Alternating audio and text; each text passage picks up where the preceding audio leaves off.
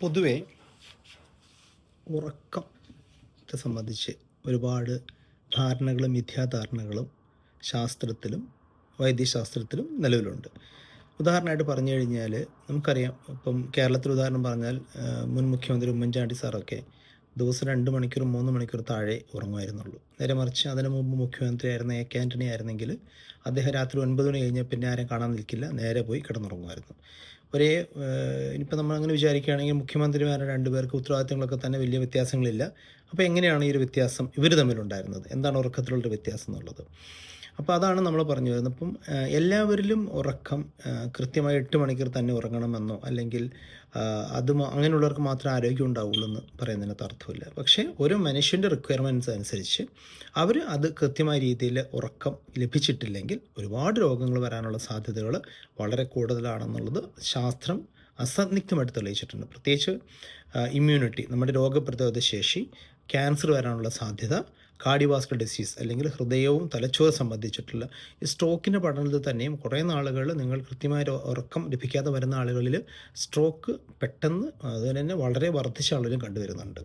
അതുപോലെ തന്നെ നമ്മുടെ മാനസിക ആരോഗ്യം, മെൻ്റൽ ഹെൽത്തിന് ഏറ്റവും അഫക്റ്റ് ചെയ്യുന്ന ഒന്നാണ് ഉറക്കം കുറയുന്ന ആളുകൾ ആങ്സൈറ്റി വളരെ കൂടുതലായിട്ട് കാണുന്നുണ്ട്. അതുപോലെ പാനിക് അറ്റാക്കിൻ്റെ മറ്റൊരു ട്രിഗറായിട്ട് കൺസിഡർ ചെയ്യുന്നതും ഉറക്കക്കുറവാണ്. അതുകൂടാതെ നമ്മൾ കൃത്യമായ അളവിൽ ഉറക്കം ലഭിക്കാത്തവർ പിന്നീട് പ്രായമാകുമ്പോൾ അവർക്ക് അൽഷിമർ ഡിസീസ് പോലെ അല്ലെങ്കിൽ പാർക്കിൻസൺസ് പോലുള്ള നാഡീവ്യവസ്ഥയെ സംബന്ധിച്ചുള്ള രോഗങ്ങൾ വരാനുള്ള സാധ്യതയും വളരെ കൂടുതലാണ്. അതുകൊണ്ട് നമ്മൾക്ക് എത്ര മണിക്കൂർ ഉറങ്ങണം അല്ലെങ്കിൽ എങ്ങനെ ഉറങ്ങണം, ഇതാണ് അടുത്ത ഒരു ചോദ്യം വരുന്നത്. അപ്പോൾ നമ്മളെ സംബന്ധിച്ച്, ഒരു വ്യക്തിയെ സംബന്ധിച്ച് അവരുടെ ശരീരത്തിൻ്റെ പല ഘടകങ്ങളെ ആശ്രയിച്ചായിരിക്കും അവരുടെ സ്ലീപ്പ് റിക്വയർമെൻറ്റ് ഇരിക്കുന്നത്. നേരെ മറിച്ച് നിങ്ങൾ ഒരു ദിവസം ഉറക്കളച്ചാൽ നെക്സ്റ്റ് ഡേ യാതൊരു പ്രശ്നമില്ലാതെ ജോലി ചെയ്യാൻ പറ്റുന്ന ഒരാളാണ്, അങ്ങനെ 2 ദിവസമൊക്കെ ചെയ്യാൻ പറ്റുന്ന ഒരാളാണെങ്കിൽ നിങ്ങളെ സംബന്ധിച്ചിടത്തോളം നിങ്ങളുടെ ക്വാളിറ്റി ഓഫ് സ്ലീപ്പ് ആണ് പ്രാധാന്യം, more than the quantity of sleep. നേരെ മറിച്ച് ചില ആളുകൾക്ക് ഒരു 8 മണിക്കൂർ ഉറങ്ങിയാലാണ് ഉറങ്ങി എന്നുള്ള തൃപ്തിയാകുന്നുള്ളൂ. അങ്ങനെയുള്ള ആളുകളിൽ അവരുടെ ക്വാളിറ്റിയൊക്കെ ഉള്ളൊരു ക്വാണ്ടിറ്റി വേരീസ്. ഞാൻ പറഞ്ഞ നേരത്തെ നമ്മുടെ പല കാരണങ്ങളുണ്ട്. ഒബേസിറ്റി, അതുപോലെ ജനറ്റിക് പ്രീഡിസ്പൊസിഷൻ, പിന്നെ നമ്മുടെ BMI, ബോഡി മാസ് ഇൻഡെക്സ്, അതുപോലെ നമ്മുടെ BMR അല്ലെങ്കിൽ ബേസിക് മെറ്റബോളിക് റേറ്റ് എന്ന് പറയുന്നത് നമ്മുടെ ശരീരത്തിൻ്റെ ഉപാപചയ പ്രവർത്തനങ്ങൾ, പിന്നെ ഹോർമോണുകൾ. സ്ത്രീകളാണെങ്കിൽ അവരുടെ ശരീരത്തിലുണ്ടാകുന്ന ഈ നമ്മൾ റിപ്രൊഡക്റ്റീവ് സിസ്റ്റം, അതല്ലെങ്കിൽ നമ്മുടെ ഗർഭധാരണത്തിൻ്റെ അല്ലെങ്കിൽ അതുപോലെ തന്നെ മെൻസ്ട്രൽ സൈക്കിളിൻ്റെ സമയത്ത് അങ്ങനെ ഉണ്ടാകുന്ന ഹോർമോണുകൾ, പ്രത്യുൽപാദന വ്യവസ്ഥയെ ബന്ധപ്പെട്ടിട്ട് വ്യത്യാസങ്ങൾ വരാം. പിന്നെ നമ്മൾ അതിനേക്കാൾ ഉപരി പ്രാധാന്യം അർഹിക്കുന്ന മറ്റു ഘടകമാണ് നമ്മുടെ ഗട്ട് മൈക്രോബയോം. നമ്മുടെ പ്രധാനമായും 3 ഭാഗങ്ങളിലാണ് നമ്മുടെ ശരീരത്തിൽ ഈ മൈക്രോബയോംസ്, മറ്റ് ബാക്ടീരിയകൾ, ഹെൽത്തി ബാക്ടീരിയ കാണപ്പെടുന്നത്. ഒന്ന് നമ്മുടെ സ്കിന്നിൽ, ഒന്ന് നമ്മുടെ ഓറൽ മ്യൂക്കോസയിൽ, പിന്നെ നമ്മുടെ GI ഗ്യാസ്ട്രോഇന്റെസ്റ്റൈനൽ സിസ്റ്റത്തിൽ, നമ്മുടെ ആമാശയത്തിൽ, നമ്മുടെ കുടലിലൊക്കെയാണ് കാണുന്നത്. അപ്പോൾ അവയിലുണ്ടാകുന്ന വ്യതിയാനങ്ങൾ പോലും നമ്മുടെ ഉറക്കത്തെ സ്വാധീനിക്കാറുണ്ട്. പിന്നെ നമ്മൾ ചെയ്യുന്ന ജോലി, നമ്മുടെ നേച്ചർ ഓഫ് ജോബ്, എന്ത് തരത്തിലുള്ള ജോലിയാണ് ചെയ്യുന്നത്, ഡേ ടൈമിലാണ്, രാത്രിയിലാണോ, അതുപോലെ തന്നെ നമ്മൾ യാത്ര ചെയ്യുന്നത്, എസ്പെഷ്യലി നമ്മൾ ടൈം സോൺസ്, 3-4 ടൈം സോൺസ് വ്യത്യാസത്തിൽ യാത്ര ചെയ്ത് കഴിഞ്ഞാൽ അവരുടെ സ്ലീപ്പ് ഡിസ്റ്റർബ് ചെയ്യാറുണ്ട്. കാരണം നമ്മുടെ ഉറക്കത്തെ നിയന്ത്രിക്കുന്ന 2 പ്രധാന ഭാഗങ്ങളാണ് ശരീരത്തിലുള്ളത്. അതിലൊന്ന് നമ്മുടെ ശരീരത്തിൻ്റെ ഖാസ്മാറ്റിക് ന്യൂക്ലിയസ് ആണ്. രണ്ടാമതുള്ളത് നമ്മുടെ ശരീരത്തിൽ തന്നെയുള്ള അഡിനോസിൻ്റെ ഉൽപ്പാദനമാണ്. ഇപ്പം ഖാസ്മാറ്റിക് ന്യൂക്ലിയസിനെ നമുക്ക് അത് മെലറ്റോണിനുമായിട്ട് ബന്ധപ്പെട്ടിട്ടാണ്, അല്ലെങ്കിൽ അതാണ് നമ്മുടെ സ്ലീപ്പിനെ ഒരു തരത്തിൽ സ്വാധീനിക്കുന്നത്. അതോടൊപ്പം തന്നെ അഡിനോസിൻ ആണ് നമ്മൾ ശരിക്കും ഉറക്കത്തിലേക്ക് നയിക്കുന്നത്. അതാണ് നമ്മൾ കോഫി കുടിക്കുന്ന ആളുകളിൽ ഉറക്കം വരാതിരിക്കുന്നതിൻ്റെ കാരണം ഈ അഡിനോസിൻ്റെ ഉൽപ്പാദനത്തെ തടയുകയാണ് ചെയ്യുന്നത്. നമ്മളിപ്പം 1 മണിക്കൂർ ഉണർന്നിരിക്കുമ്പോഴേക്കും ശരീരത്തിൽ അഡിനോസിൻ്റെ ഉൽപ്പാദനം ഓരോ മണിക്കൂറിൽ കൂടിക്കൊണ്ടിരിക്കും. 5 മണിക്കൂർ, 6 മണിക്കൂർ, 7 മണിക്കൂർ, 8 മണിക്കൂർ, 10 മണിക്കൂർ, 16 മണിക്കൂർ ആകുമ്പോഴേക്കും അഡിനോസിൻ അത്രയും വർദ്ധിക്കുകയും നിങ്ങൾ ഉറക്കത്തിലേക്ക് വഴുതി വീഴുന്ന അവസ്ഥയിലേക്ക് എത്തുകയും ചെയ്യും. നേരെ മറിച്ച് ആ സമയത്ത് നിങ്ങളൊരു കോഫി കുടിക്കുകയാണെങ്കിൽ കോഫി അഡിനോസിൻ്റെ റിസപ്റ്റേഴ്സിനെ ആക്റ്റീവ് ചെയ്യുകയും ഇതിൻ്റെ പ്രവർത്തനത്തെ മന്ദീഭവിക്കുകയും ചെയ്യും.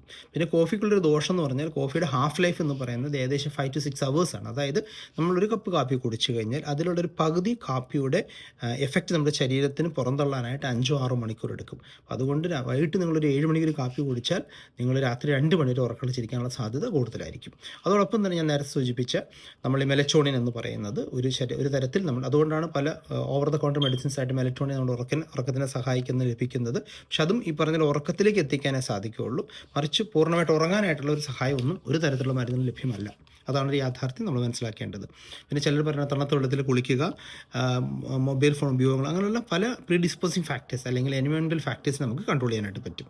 പിന്നെ ഉറക്കത്തെക്കുറിച്ച് പറയുമ്പോൾ നമ്മൾ മനുഷ്യ സ്പീഷ്യസിന്, ഹ്യൂമൻ സ്പീഷ്യസിന് ഉള്ള ഒരു പ്രത്യേകത എന്ന് വെച്ചാൽ നമ്മുടെ ഉറക്കം എന്ന് പറയുന്നത് 2 തരത്തിലുള്ള ടൈപ്പ് ഓഫ് സ്ലീപ്പ് ഉണ്ട്. അതിൽ ഒന്ന് REM സ്ലീപ്പ്, മറ്റൊന്ന് NREM സ്ലീപ്പാണ്. REM സ്ലീപ്പ് എന്ന് പറഞ്ഞു കഴിഞ്ഞാൽ നിങ്ങൾ കുട്ടികളൊക്കെ ഉറങ്ങുന്ന ശ്രദ്ധിച്ചാൽ ഉറങ്ങാൻ കിടന്നപ്പോൾ തന്നെ പിന്നെ അവരുടെ കണ്ണ് അങ്ങോട്ടും ഇങ്ങോട്ടും വളരെ വേഗത്തിൽ ചലിക്കുന്നതായിട്ട് കാണാൻ കഴിയും.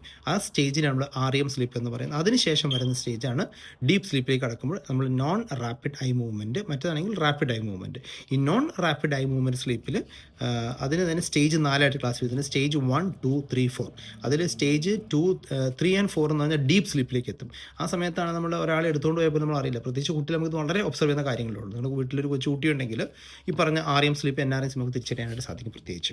അപ്പോൾ അതിൽ തന്നെയും ഈ REM സ്ലീപ്പ് നമ്മളെ സംബന്ധിച്ചിടത്തോളം, ശരീരത്തെ സംബന്ധിച്ചിടത്തോളം ഒരു സെമി കോൺഷ്യസ് അല്ലെങ്കിൽ സെമി അൺകോൺഷ്യസ് സ്റ്റേജ് എന്ന് വേണമെങ്കിൽ പറയാനായിട്ട് സാധിക്കും. ആ സമയത്ത് നമ്മുടെ ശരീരത്തിൽ മസിലുകളെല്ലാം തന്നെ റിലാക്സ് ചെയ്യുന്നു.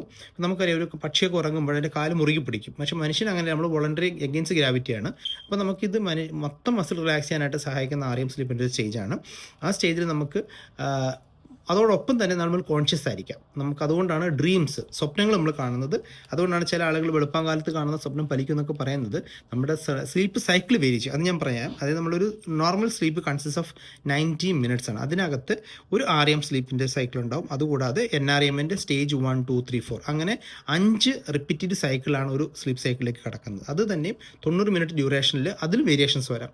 REM സ്ലീപ്പ് ചിലപ്പോൾ അരമണിക്കൂറായിരിക്കാം, അല്ലെങ്കിൽ REM സ്ലീപ്പ് ചിലപ്പം 3/4 മണിക്കൂറാവും. അതിനുശേഷം വരുന്ന stage 1 and stage 2 of NREM sleep ചിലപ്പോൾ 10 മിനിറ്റ് 15 മിനിറ്റ് ഉണ്ടാവുള്ളൂ. ഇതിനെല്ലാം ഇൻട്രാ സ്പീഷീസ്, ഒരു സ്പീഷീസിൽ തന്നെ വേരിയേഷൻസ് ഉണ്ട്. ഒരു വ്യക്തിയിൽ നിന്ന് വേറെ വ്യക്തിയിലേക്ക് വേരിയേഷൻസ് വരാം. ഇപ്പം നമുക്ക് ചില ആളുകൾ നമുക്കറിയാം കാറ്റ്നാപ്പ് സ്ലീപ്പ് ഉണ്ട്. ഉച്ചയ്ക്ക് ഒരു 10 മിനിറ്റ് ഉറങ്ങിക്കഴിഞ്ഞാൽ അവർ റിലാക്സ് ചെയ്യുന്ന കാണാം. അതെല്ലാം അവരുടെ ഒരു നേച്ചർ അനുസരിച്ച് വേരിയേഷൻസ് വരുന്നതാണ്. നമുക്കറിയാം ലോകത്ത് ഏറ്റവും കൂടുതൽ ഉറങ്ങുന്ന ജീവി ബാറ്റ്സ് ആണ്, വവ്വാലുകളാണ്. അവർ 18 മണിക്കൂർ 19 മണിക്കൂർ ഉറങ്ങും.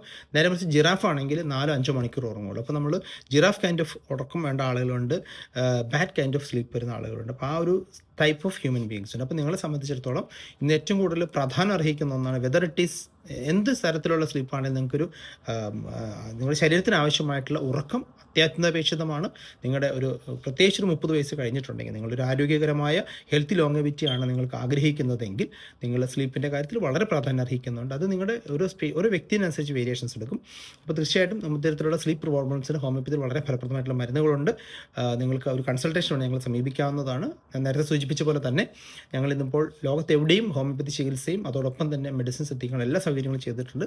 America, Canada, Germany, France, India തുടങ്ങിയ രാജ്യങ്ങളിൽ നിർമ്മിച്ചിട്ടുള്ള, പ്രത്യേകിച്ച് അമേരിക്കയിൽ നിന്നാണെങ്കിൽ നമ്മൾ American federal FDA food and അഡ്മിനിസ്ട്രേഷൻ്റെ നിയന്ത്രണത്തിലുള്ള GMP സർട്ടിഫൈഡ്, അത് ഗുഡ് മാനുഫാക്ചർ പ്രാക്ടീസ് അനുസരിച്ച് ഉണ്ടാക്കുന്ന മരുന്നുകൾ നമുക്ക് ഇന്ന് ഏകദേശം 70ഓളം രാജ്യങ്ങൾ നമുക്ക് എത്തിക്കാനായിട്ട് സാധിക്കുന്നുണ്ട്.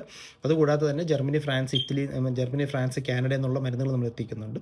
അപ്പോൾ ഇപ്പോൾ you can consult us from the comfort of your own home. നിങ്ങളുടെ വീട്ടിലിരുന്നു കൊണ്ട് തന്നെ സൂം വഴിയോ വാട്സപ്പ് പ്ലാറ്റ്ഫോം വഴി നിങ്ങൾക്ക് ഡോക്ടറെ കൺസൾട്ട് ചെയ്യാം.